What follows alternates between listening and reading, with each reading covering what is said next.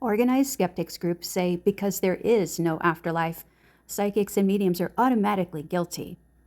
Organized skeptics groups also say that because it's possible there could have been fraud, you are automatically guilty of fraud with zero definitive evidence. Here is some of the advice that Victor Zammit has given to psychics and mediums about closed-minded skeptics or cynics.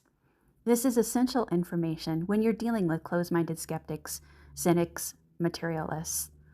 It's based on decades of content analysis and debates in Afterlife and PSI between the closed-minded skeptics or materialists and the psychics or PSI empiricists and other PSA writers and supporters. First, the word skeptic is being used too loosely these days. There are organizations calling themselves skeptics. However, a skeptic is someone who questions and doubts, but always allows for future possible confirmation. The professional media skeptics are better called materialists or closed-minded skeptics or cynics, because it is very clear that a materialist is someone who absolutely refuses to accept there can ever be any true psychic phenomenon, paranormal phenomenon, PSI, or that there is an afterlife. Calling themselves skeptics is an attempt to give them credibility that they do not earn. You will be doing these materialists a big favor if you call them skeptics. Don't call them that. In fact, we encourage open-minded skepticism.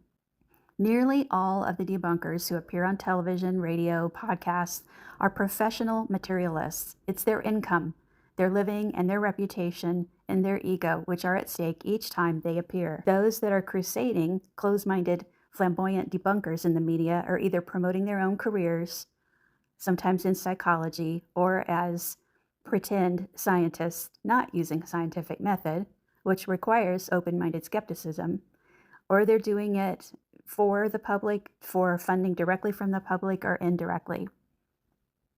When you're confronted by materialists, debunkers, cynics, closed-minded skeptics during some media session, be informed that they will try to dominate, manipulate, misrepresent, lie, cheat, mislead, bully, anything to score a cheap point at your expense. Don't ever trust them anytime. If and when they come across as saying something slightly in your favor, it's like the hangman praising your neck. Don't be caught off guard. You must do your reading about these people who call themselves professional skeptics. Study how they criticize you and others. Skeptics groups loudly proclaim their righteousness based on their professed adherence to hard science, but they do so with the one thing no true scientist can afford to possess, a closed mind.